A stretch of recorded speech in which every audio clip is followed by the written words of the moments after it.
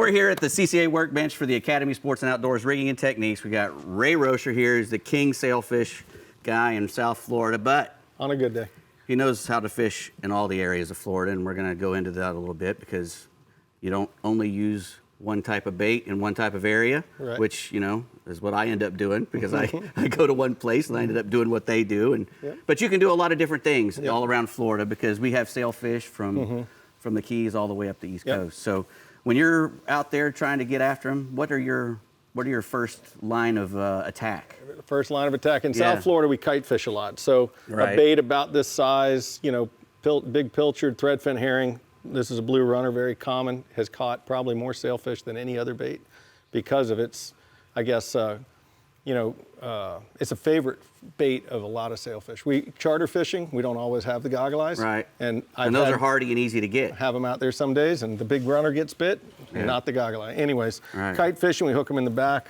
We'll talk about this in a second, but it allows you to orient the bait from a kite more horizontal as he's swimming. Right? Then in the Keys, jump down south. Here, let me hold them. Okay, you can hold them.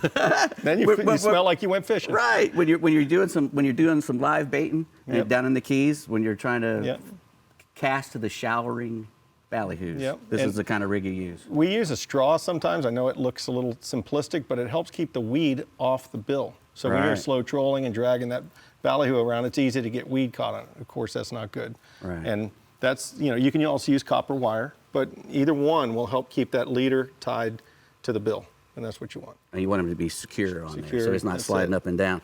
I've actually had them jump away from sailfish. They were so lively doing that. And then we go into dead baiting. That's more common. I mean, trying to cover ground, because you got a bigger area to cover most of the time. And a lot of people think that dead baiting only applies up in Fort Pierce, Stewart, and points north.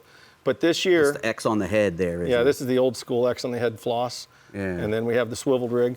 But believe it or not, in December, out of Miami, we probably raised more sailfish on dead bait while we were kind of moving around grouper trolling, looking for better water, than we did on the kites, which most people wouldn't equate Miami with dead baiting. But a good swimming ballyhoo, that bait will swim better and look better dead than he will alive.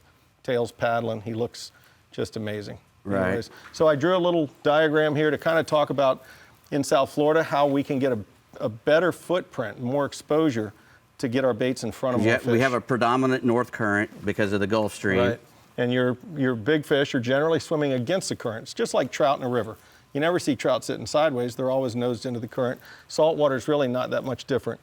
If you had an east wind, which I would say is our most common wind off Miami, we'll fly that kite to the west, and our flat lines, because the boat's getting moved to the west by the wind, our flat lines go to the east, if that makes sense.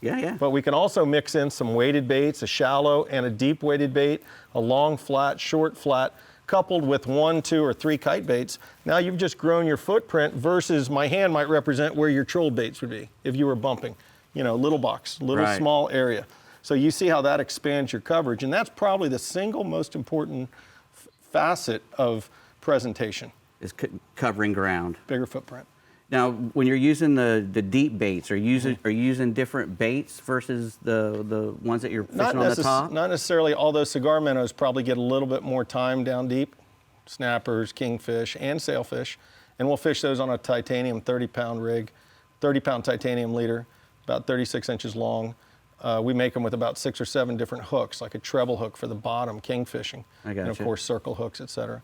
But the point is, by having a variety of baits and a variety of positions, you're going to interact with more fish. And that's kind of what you see here, is more fish coming down in different depths. Sometimes it's a whole pack, as was alluded to in the reports just a minute ago. Sometimes you see one and all of a sudden there's 3 or 4.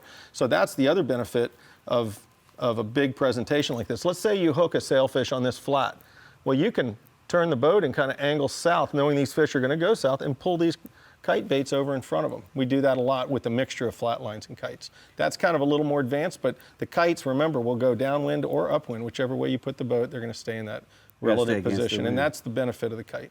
Now, what about that balloon there? You're using those as a release for your flat lines? Yeah, you can wrap that around your line, get a bite, and basically keeps that bait elevated near the surface. A marker, too. So like here where you're using the 2 flat lines, you want a long one and a short one. Keep them separated. Yeah.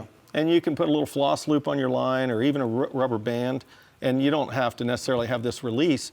it can actually be attached to the line, and then you just unwrap the phone wire. The plastic-coated phone wire won't hurt your line. Right. So you can unwrap it and put it in the boat. So what's your favorite gear? I see you got a spinning reel and a conventional. Conventionals are what we would use primarily when we're kite fishing. Right.